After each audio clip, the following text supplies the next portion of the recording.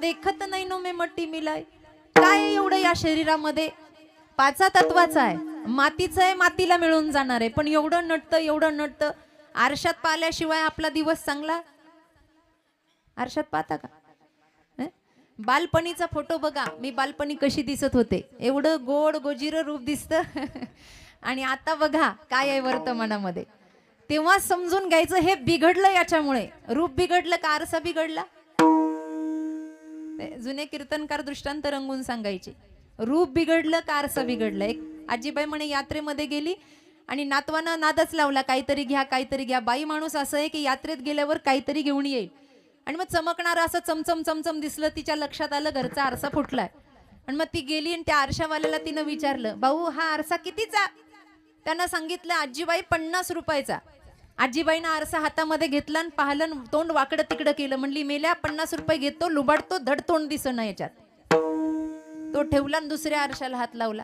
तो म्हणला आजी त्याला नका हात लावू, तो 500 रुपयाचा आहे. 50लाच तोंड एवढं वाकडं तर 500 कसे देतात? आजी म्हणली माझ्यात काय दम नाही का 500चा घ्यायचा? 500चाही हातात घेतला आणि आजीबाईनं तोंड पाहिलं, पुन्हा तोंड वाकडं तिकडं केलं. म्हणली मेल्या साऱ्या जगायला इथं लुटायला आलास का? तो म्हणला काय झालं? अगं म्हणे माझ्या वयात माझ्या काळात 2 रुपयाला आरसा भेटायचा, पण मी कशी दिसायची? माधुरी दीक्षित. तेव्हा ही तरुण होती बाबा. आता 5,000चा आरसा आणला तरी चेहरा चांगला दिसणार आहे का? वेळ निघून गेला, निघून. कहत कबीर सुन मेरी गुनिया, आप गए बस डूब गई दुनिया. एकदा फोटोला हार लागला, विषय संपला.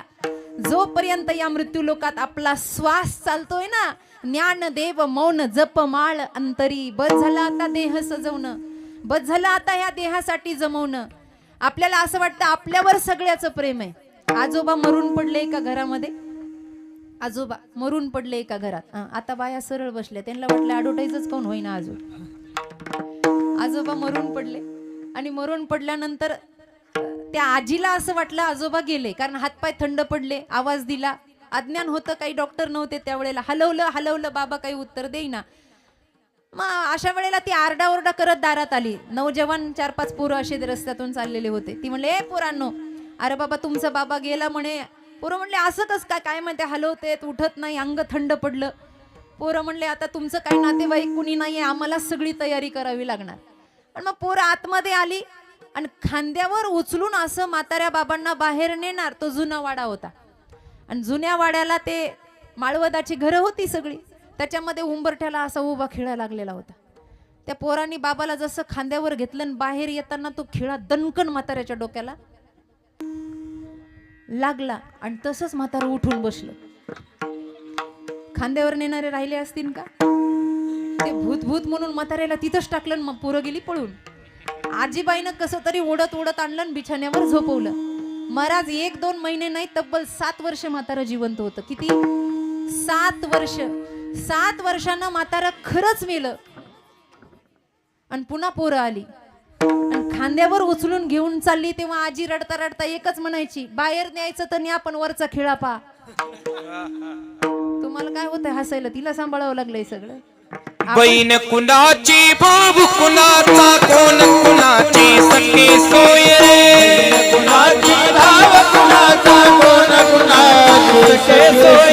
बहीण कुणाची, भाऊ कुणाचा, कोण कुणाची सखी सोय रे. बहीण कुणाची, भाव कुणाचा, कोण कुणाची सखी सोय रे. मेरा मागे सर्व राहिले, फुटतील दागे दोरे.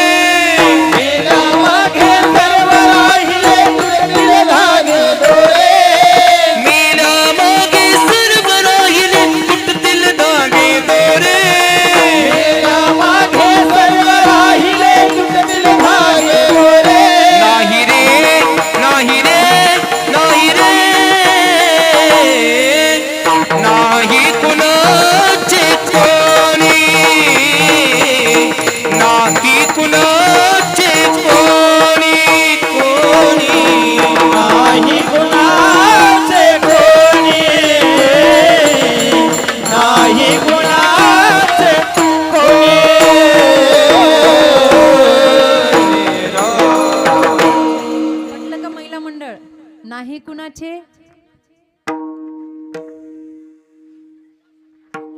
पाऊस पडन का? मेल्या मागे सर्व राहिले. खरंच कुणी कुणाचं यायचं मग कुंभमेळ्याला? थोडा शिल्लक आहे अजून. तिथं जाऊन काय काय फोन करता, महाराज कुंभमेळा चालू आहे, तुम्ही तिकडे काय करता? आम्ही म्हणत असतो अरे बाबा आमचे स्वामीजी गेले तिकडेही कुंभमेळा आणि आमच्यासाठी इकडेही कुंभमेळा आहे. काय कुंभमेळा घेऊन बसलात? तिथे जाऊन मनशुद्धी झाली तर कुंभमेळा सिद्ध आहे, नाही तर काय उपयोग? अंग धुवायसाठी गेलायत काय? सांगू का? हे म्हणणं सोपं आहे, पण आता विषय आलाच आहे. महाराज पण बसले आहेत. सांगतेस तिकडेही कुंभमेळा आणि इकडेही कुंभमेळा. आवडलं तर मनाच्या कुपीत घेऊन जा. जरा सरळ बसा, सरळ बसा जरा. माई बाप विनंती, सरळ बसा. महत्वाचं सांगतेय. तिकडेही कुंभमेळा आणि इकडेही कुंभमेळा. फक्त 4-5 फरक सांगते तुम्हाला. तिकडे त्रिवेणी संगम आहे, इकडेही त्रिवेणी संगम आहे. तिकडे आहे गंगा यमुना सरस्वती. आहे ना? सरस्वती बसली का? गंगा यमुना सरस्वती. तिकडे त्रिवेणीचा संगम आहे. पहिला फरक, तिकडे त्रिवेणीचा संगम, तिकडे गंगा यमुना सरस्वती. आपल्याकडे भक्ती ज्ञान वैराग्य त्रिवेणीचा संगम. पहिला फरक. दुसरा फरक, तिकडच्या संगमामध्ये फक्त पाणी आहे. तिकडच्या संगमामध्ये फक्त पाणी आहे आणि आपल्या इकडच्या संगमामध्ये सिद्ध तुकोबाची वाणी आहे. तिसरा फरक, तिकडे जायला पैसे लागतात. आमचे वैभव महाराज त्यांचे मामाश्री हे सगळे म्हणले का कीर्तनाला येताना तिकीट काढा म्हणून? म्हणले का? नाही म्हणले. पंक्तीवाल्याने पंक्ती घेतल्या, आयोजकांनी आयोजन केलं. तिकीट नाही, बिना पैशाचं ऐकायला भेटतंय. तिकडे पैसे लागतात, इकडे पैसे नाही. चौथा फरक, तिकडे जाताना शरीर स्वास्थ्य चांगलं लागतं. इथे लागतं का? कुठेही बसा, काळ वेळ नाही, काही नाही, बसा, ऐका, कीर्तन करा, भजन करा. आणि पाचवा महत्वाचा फरक, एवढा सगळा आटापिटा करून तिथे संगमावर गेला आणि धक्काबुक्की झाली तर डुबून मरण्याची शक्यता आहे. पण इकडे जर डुबलात तर तरुण जाणं निश्चित आहे. हा सगळ्यात मोठा फरक. इकडे डुबणं आणि तरणं आहे बाबा. म्हणून आपल्या वाट्याला हा कुंभमेळा आला ना, आपण माझं माझं करत बसलो. कीर्तन ऐकल्यापुरतं लोक म्हणतात महाराज खरंच ना तुमच्याकडं पाहिलं की काही नाही हो, माणसाच्या जीवनात काय तथ्य आहे, पण सोडीत कुणीच नाही. सोडलं का? तुकोबाराय म्हणले जिजे चल ना, मी वैकुंठाला निघालो. ते म्हणले जा, तुम्हाला काय आयुष्यभर टाळ कुठला, म्हशी कोण सांभाळणार? असं आहे बाबा. सुटा याचा करीतो उपाय, जो जो पाय गोविले. हे देह तादात्म्य सुटणं इतकं सोपं नाही. याला आपण अशी मिठी मारली आहे आणि याला असं आपलं कवळलंय की याच्यातून आपलं मन निघेना. अरे जशी एखाद्या तीर्थक्षेत्राला गेल्यावर एखादी धर्मशाळा भाड्यानं घ्यावी, किरायानं घ्यावी, तसा काहीतरी कर्म आणि भजनानंदाचा आनंद घेण्यासाठी हे घर आपल्याला भाड्यानं मिळालं. वस्ती कर वस्ती आला, प्रातःकाळी निघून गेला, तैसे असावे संसारी, जवळी प्राचीनाची डोली. वस्ती कर वस्ती आला, प्रातःकाळी उठून गेला, तैसे असावे संसारी.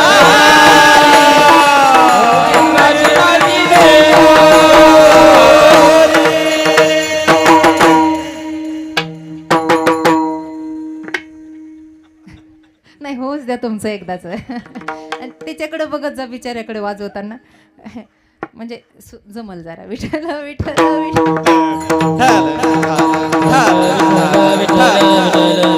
वस्ती कर वस्ती आला. काहीतरी करण्यासाठी आलो, आपलं कर्तव्य संपलं, निघून गेलो. सांगतो का देह नव्हे मी हे सरे. या देहाचं तादात्म्य धरून बसलोय, याची आवड धरून बसलोय. जे करायचं ते बाजूला राहिलं, त्याच्यामुळे विठ्ठलाचा आनंद घेता येत नाही. तुकोबराय म्हणतात हा जर उरला उरे विठ्ठल हा आनंद घ्यायचा असेल तर त्याच्यासाठी संप्रदायात एक साधना सांगितली, अभंगाचं दुसरं चरण.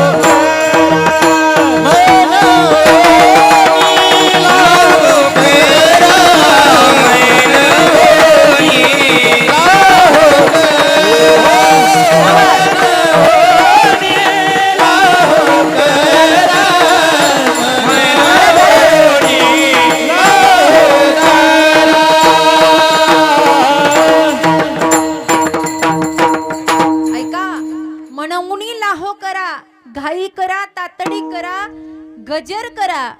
कधी करा? सकाळी उठल्यापासून करा, झोपेपर्यंत करा, जागृत अवस्थेमध्ये करा. आणि इतका करा की आपण झोपल्यावर सुद्धा अर्जुनाचा रोम रोम जसा कृष्ण कृष्ण म्हणत होता ना, तसं आपला रोम रोम सुद्धा कृष्ण कृष्ण राम राम म्हणून लाहो करा. काळ सारा चिंतन. अरे जीवनात येणाऱ्या प्रत्येक वेळेचा, प्रत्येक क्षणाचा, प्रत्येक मिनिटाचा सोनं केलं पाहिजे. नामसप्ताह त्याच्यासाठीच आहे. नामसप्ताह कशासाठी? आपल्या नामसप्ताहाचं नाव काय? अखंड. असं आहे का? अर्ध्यात अखंड हरिनाम सप्ताह असं नाही, अखंड आहे. कुठेही खंड पडू नये. या 3.5 हाताच्या देहामध्ये आपला कुठेही खंड पडू नये. देवे दिला देह भजना गोमटा. हे भजन करत असताना खंड पडायचा नाही. यासाठी कीर्तन आहेत, यासाठी प्रवचन आहे. कीर्तनात बसल्यावर सुद्धा खंड पडू नये. कीर्तन चांग, कीर्तन चांग होय अंग. कीर्तनकाराचंही अंग हरिरूप व्हावं आणि सांगणाऱ्याचंही व्हावं. आपलं होतं काय तसं? आपण वाट पाहतो विनोद कधी सांगल, आम्हाला हसायला कधी भेटल. अर्ध लक्ष त्याच्या आपल्याकडं असतं. तिथं सोडली पण उचलून कोणी नेऊ नये. बरं ते सुटलं, मन लागत नाही. आत्ताच सोडा हे लिखित आहे. मनुकृत ग्रंथ आपण वर्णन करत नाही, पण नरसिंह सरस्वतीने लिहिलेला गुरुचरित्र ग्रंथ यात असं स्पष्ट वर्णन आहे की कीर्तनात बसल्यावर सुद्धा माणसाचं मन लागणार नाही. आताही काही जणांचं मन लागत नाही. काही सत्वगुणी, रजोगुणी, तमोगुणी असतात. तमोगुणी बहुतेक वेळेला कीर्तनाला येतच नाही. अभिमन्यू दादा आले तरी तोंडात तंबाखू दाबून बसतील, 800 सोडून. हसलेत म्हणल्यावर काहीतरी. एक तर तमोगुणी कीर्तनाला येत नाही, आले तरी असं आहे. रजोगुणी येतात पण चुका काढतात. सत्वगुणी बसतात आणि नितध्यासन करतात. आम्ही जे ऐकलं, जसं रवंत म्हणतात, पशु पक्ष्यांनी तो चारा खाल्ल्यावर ते एका जागेवर बसून रवंत करतात ना, तसं श्रोत्रिय ब्रह्मनिष्ठांचं चिंतन ऐकलं, काही आत्मज्ञानाचं चिंतन ऐकलं की ते एकट्यात बसून त्याचं रवंत करायचं असतं. कारण का? हा देह जो सार्थकी लावायचा आहे तो पुन्हा नाही. देहाच्या आसक्तीमध्ये सारं जीवन चाललं बाबा, सारं जीवन चाललं. कीर्तन ऐकले तरी आमचा मोह सुटेना. एक साधा प्रश्न सगळ्यांना विचारते. मी आता कीर्तन झाल्यानंतर माझी पिशवी उघडली आणि तुम्हाला 2 मूर्त्या मला दाखवायच्या आहेत. एक रामाची आहे आणि एक रावणाची आहे. नीट ऐका. एक रामाची आहे आणि एक रावणाची आहे. तुम्ही कोणत्या मूर्तीला हात लावता?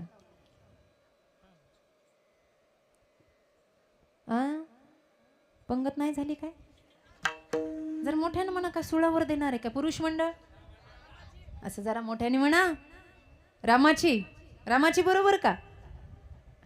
अवघडच आहे हे सगळं. रामाची का?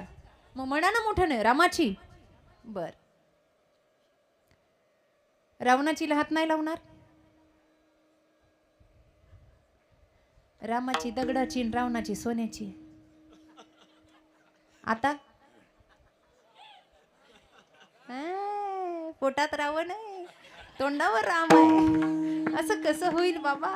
म्हणजे कीर्तना सुटलं बसलं तरी आमचा मोह जायला तयार नाही. काय कीर्तन आम्हाला कळणार?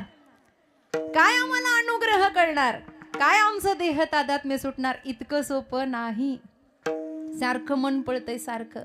लाहो करायला वेळ कुठे? जगाची धुनी कोण धुत बसणार? मन चंचल चपळ जाता येतान लगे वेळ, जाता येतान लगे वेळ, जाता येतान लगे वेळ. मन चंचल चपळ जाता येतान लगे वेळ, जाता येतान लगे वेळ, जाता येतान लगे इतकं चंचल आहे. कृत यह मन की अटपटी, झटपट लखे ना कोय. झटपट लख जाय तो चटपट दर्शन होय. याला बांधून ठेवणं हे सारखं संसाराकडे. बरं आपण त्या काकड्यापासून रडतोय. संसार दुःख मूळ. रडतो की नाही? रडतो की नाही सांगा मला. रडले ना?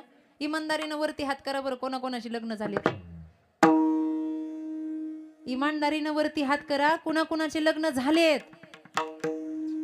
अगं बाई महाराज, सगळे संन्याशीच बसले तिथे.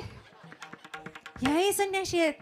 म्हणजे इतका कटाळा आलाय की वर हात करायची पण इच्छा नाही यांना. एवढा कंटाळा येऊन सुद्धा आमचं मन पुन्हा तिथेच फसतंय.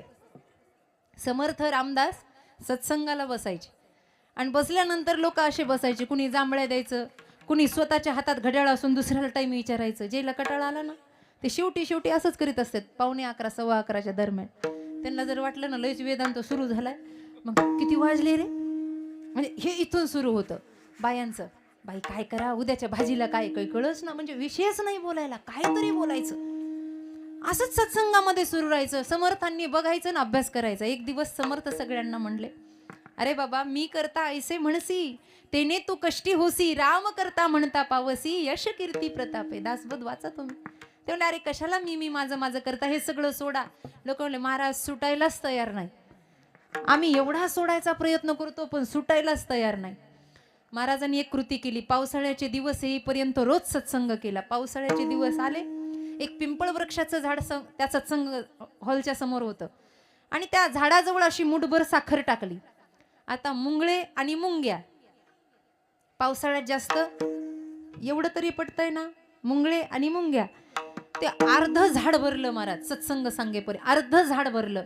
आणि भरेपर्यंत महाराजांनी प्रवचन चालू ठेवलं. अर्ध झाड असं भरलेलं दिसलं की चालू प्रवचनातून महाराज उठले. सगळ्यांना माहितीये समर्थांना फक्त एक लंगोटी असायची, पूर्ण अंग उघड. जाम समर्थ काही लांब नाही तुमच्यापासून. समर्थ रामदास स्वामी फक्त लंगोटीवर, पूर्ण देह उघडा. आणि सगळे असे बसलेले. महाराजांनी ते झाड अर्ध्यात भरू दिलं आणि तसेच्या तसे उठले, पळत गेले आणि त्या झाडाला अशी मिठी मारली. आता मिठी मारल्यानंतर मुंगळे अंगावर चढले, काय गुदगुले केले असतील का. ते मुंग्या तरी बिचाऱ्या गरीब आहे, पण ते मुंगळे एवढे आगाऊ आहे. ते जर माणसाचं मांस धरलं तर तुटते पण मांस सोडत. काय मुंगळे इतके चुटकून बसता. मुंगळ्याचे सांगते मी तुम्हाला, काय झालं हसायला. एवढे चिटकून बसता महाराज, तुटायची वेळ होती पण ते काय सोडत नाही. महाराजाच्या अंगाच्या चिळकांड्या उडाल्या, रक्ताच्या सगळ्या धारा लागल्या आणि महाराजांनी मोठ्या मोठ्यानं ओरडायला सुरुवात केली, वाचवा वाचवा. 2-3 शहाणे समोर बसून कीर्तन प्रवचन रोज ऐकायचे. ते म्हणले, हे तर येडं निघालं. महाराजाला तर आम्ही शान समजित होतो म्हणून याचा अनुग्रह घेतला. ते 2-3 जण शहाणे म्हणणारे महाराजांच्या जवळ गेले. म्हणले, स्वामी का रडताय. ते म्हणले, अरे मुंगळे मुंग्या फार चावतायत, मला त्रास सहन होईना. त्यांनी सांगितलं, महाराज मिठी तुम्ही मारली आहेत, फक्त ती सोडा म्हणजे यांचं चावणं सुटेल. महाराज म्हणले, संसाराला मिठी तुम्ही मारली आहे, फक्त ती सोडा म्हणजे चावणं सुटेल. विठ्ठल विठ्ठल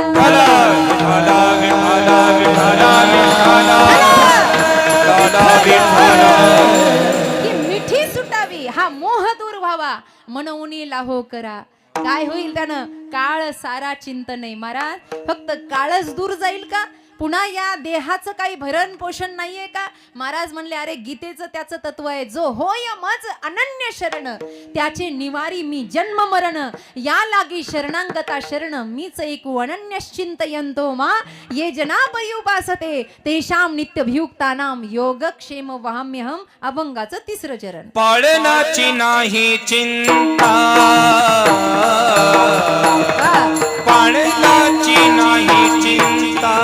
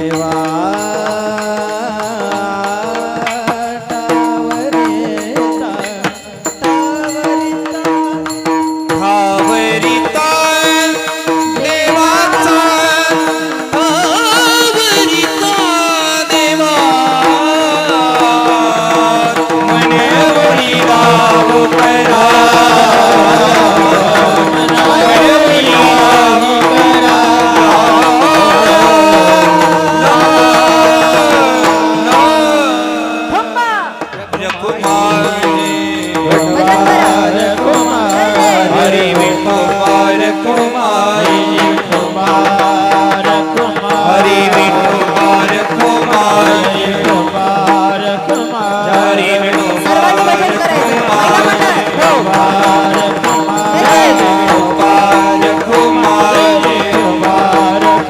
हरी विठोबार कुमारी विठोबार कुमारी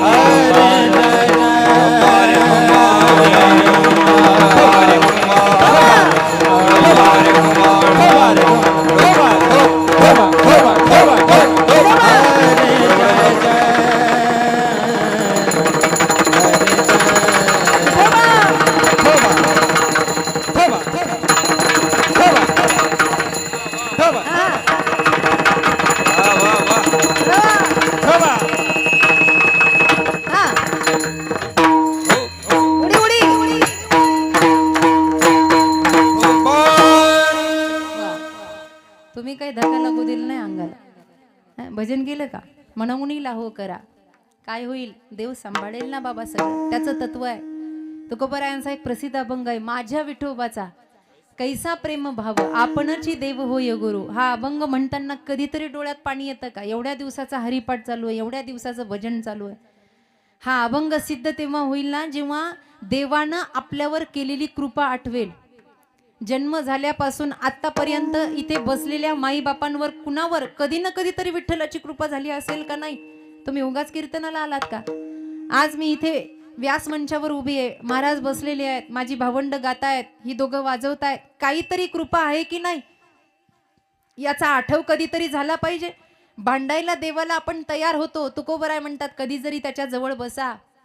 हा अभंग म्हणताना 100% डोळ्यात पाणी आलं पाहिजे. ए देवा माझ्या विठोबाचा, ए देवा काही नव्हतं माझ्याकडे, देवा तुला कधीतरी म्हणलो असेल, देवा काय रे माझे हे हाल, जगाला एवढं दिलं माझी फाटकी जोळी. ए देवा माझ्या विठोबाचा कैसा प्रेम भाव आपणची देव होय गुरु. पडिये देह भाव पूर्वी वासना अंती ते आपणा. माझं म्हणताना काहीतरी झालं पाहिजे, काहीतरी अनुग्रहित झालं पाहिजे ना बाबा. आणि त्याला एकदा माझं म्हटलं की तो आपला सगळा योगक्षेम चालवतो. तुका म्हणे घालू तयावरी वाहू हा संसार. हे तुकोबरायांचे अनुभवाचे बोल आहेत. जीवन जगत असताना कधीतरी त्याच्यावर सोपून बघा. बैलगाडी खाली चालणाऱ्या कुत्र्याला असं वाटतं मी चाललं नाही तर गाडीच बंद होईल. जुन्या लोकांना माहिती आहे. आणि मग ते कुत्रं चालतं वरून गाडी चालते. खरंच कुत्र्यामुळं गाडी चालते का ती? मग का मीपणाचा डिंगोरा. लोक म्हणतात महाराज मी जर गेलो तर घर परिवाराचं कसं होईल. आम्ही म्हणत असतो तू मर, तो 10व्याला सप्त करू आम्ही, तू मरून दबा. अरे इथे कुणाचं कुणा वाचून. चालणारं कुत्रं हाड सापडतं म्हणून हाड तोंडामध्ये घेतं आणि चावता चावता त्याच्याच हिरड्यातून जसं रक्त निघतं, पण ते आनंदी होतं की मी चावून चावून या हाडातून रक्त काढलं. वेड्या ते रक्त तुझंच आहे. तसं इथे राबून राबून राबून जीवन बर्बाद झालं. पण आपलं किती बर्बाद झालं हे सुद्धा कळेना. क्षणभर सुखासाठी सगळं वाया घातलं. काय आहे महाराज, क्षण हाची करावा विचार, तरावा या पार भव सिंधू. पुन्हा हातातून गेलं की सुटलं की नाही. उठ जाग मुसाफिर भोर भैया ब्रैन कहा जो सोवत है, जो सोवत है सो खोवत है, जो जागत है सो पावत है. उठ नींद से अखियां खोल जरा और अपने प्रभु से ध्यान लगा, यह प्रीत करण की रीत नहीं, प्रभु जागत है तू सोवत है. अरे त्याला झोप आहे का सांगा ना मला. सगळ्या सृष्टीचं सर्जन तो करतो. काही लोक म्हणतात आमचं कसं होईल. अरे चिंता कशाला करता, त्याच्यावर सोपवा. जेव्हा दात नव्हते तेव्हा आईच्या स्तनात दूध त्यानंच दिलं ना. आता दात आहे तर तो खायला देणार नाही का. पण आपला त्याच्यावर विश्वास बसेल तेव्हा. गीता सांगते श्रद्धावान लभते ज्ञानम तत्पर संयतेंद्रिय. त्या कौरवांच्या विरोधात जाऊन पांडवांना सांभाळलं. स्वतःसाठी सोन्याची द्वारका अश्विनी कुमाराच्या मदतीनं तयार केली. सगळ्यांचं स्वप्न असतं अन्न वस्त्र निवारा. देवालाही काय राहावंसं वाटलं नसेल का. पण देव त्या घरामध्ये किती काळ राहिले हे माऊलींचा हरिपाठच आपल्याला सांगेल. ज्ञानदेव म्हणे व्यासांची या द्वारकेचा राणा कशासाठी पांडवांच्या घरी राहिला. काही लोक म्हणतात आत्याची मुलं होती. जर तिथे सगळे सोयरे होते तर दानव कुळातला प्रल्हाद कोणता नातेवाईक होता. अरे ऊंच नीच काही नेनो भगवंत तिष्ठे भाव भक्ती देखोनिया. फक्त त्याच्यावर श्रद्धा ठेवा. चोखोबांवर एवढे संकट आले, चोखोबांनी चिंता केली नाही. चोखोबाची बहीण झाला सरंगधर, वहिनी उघडा दार हाका मारी. मरा सेना महाराजांना दर्शन दिलं, नावी बनले स्वतः. नरहरी महाराजांना दर्शन दिलं, संतांवर कृपा केली. ते संत याच महाराष्ट्रातले आहेत. जर त्यांच्यावर एवढी कृपा होते, कधीतरी विचार करा आपल्यावर का होत नाही? का होत नाही? आपण कुठेतरी आपल्या मनात वाकडेपणा आहे. माऊलींची एक प्रसिद्ध ओवी आहे, झडझडोनी वाहिला निग ये भक्तीचे वाटे लाग, जेवी पावसी अव्यंग निजधाम माझे. कुठे भक्तीचं अव्यंग? आपल्याला अजून भक्ती सापडलेली नाही. ज्याला आपण भक्ती म्हणतो ते फक्त ढोंग आहे, भक्ती नाही. कारण खरी भक्ती जर साध्य झाली तर मन संसारात लागतच नाही. तुकोबरायांचं मन खाण्यापिण्यामध्ये होतं का? जया परमार्थाची चाड त्यांनी सांडावेली गाड. काय खातो आम्ही कासया सांगते, बाई आली एक ठकवायला. तुकोबराय म्हणले, जाई ओ माये न करी सायास, आम्ही विष्णुदास तैसे नोय. ना काम बाधित करतो, ना क्रोध बाधित करतो, ना मनाची आसक्ती. हे सगळं भावाव त्या देवावर लोटून दिला. आणि देवा तू आता आम्हाला सांभाळ. आणि देवाने सांभाळलं. एक शेवटचा प्रसंग सांगायचा आहे महाभारतातला. एक शेवटचा प्रसंग आहे. कौरव पांडवांना सम्मिलित करण्यासाठी भगवंतांनी खूप प्रयत्न केला, झाले नाही. दुर्योधन म्हणायचा, सुईच्या टोकावर बसेल एवढी जागा सुद्धा मी बिना युद्धाची देणार नाही. देवाचं शहाणपण संपलेलं होतं. अनेक प्रसंग आले, अनेक संकट आले, सगळा सामना झाला. अगदी शेवटचा प्रसंग महाभारतातला आपण अभ्यासू आहात, आपण वाचला असेल, ऐकला असेल. देवानं सोडलं नाही भक्तांना. त्याचं ब्रीद आहे, भक्ता राखे पायापासी दुर्जनाशी. त्यानं ते सिद्ध केलं. गंमत अशी झाली, सगळ्या कौरवांचा नाश झाला.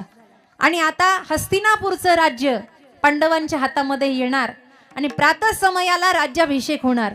कुणीतरी येऊन बातमी सांगितली, तो आंधळा माऊली त्याला रागे भरतात, आंधळा मोहे नाशीला, म्हातारा मोहे नासीला. तो आतूनही आंधळा होता आणि बाहेरूनही आंधळा होता. आता शेवट आला तरी त्याला कळेना. झालं काय? गंमत अशी झाली, विदुरजी आले, सगळे लोक जमले आणि त्यांना सांगितलं, अहो आता म्हणले धर्मराजा गादीवर बसायचा आहे. वा वा म्हणले, मला आनंद आहे. डोळ्याला पट्टी बांधून गांधारी त्या ठिकाणी आली, तिलाही आनंद झाला. पण हा जो म्हणत होता मला आनंद झाला, याला खरा आनंद नव्हता. तो म्हणला, असा आहे सगळं आनंदाचं आहे, फक्त एक इच्छा राहिली आहे. आता पांडवांच्या बाजूनं विचार करणारे लोक म्हणले, जाऊ द्या, सगळं संपलंय बिचाऱ्याचं, मागून मागून काय मागणार आहे? एखादं घर मागेल, खायला अन्न मागेल, आधार मागेल. धृतराष्ट्राने काय मागितलं असेल? सगळ्यांना सांगितलं, काही नाही, मला कुणालाच भेटायचं नाही, पण मला फक्त एकदा भीमाला मिठी मारायची आहे. काही करा, पण भीमाला माझ्या समोर हजर करा. आता भीम असे होते महाराज, बलाढ्य. हा निरोप भीमदादापर्यंत पोहोचल्याबरोबर भीम लागले ना उड्या मारायला. ते म्हणले, याला म्हणतात काकाचं पुतण्याचं प्रेम, यांना काय माहिती यांचं काय होणार आहे.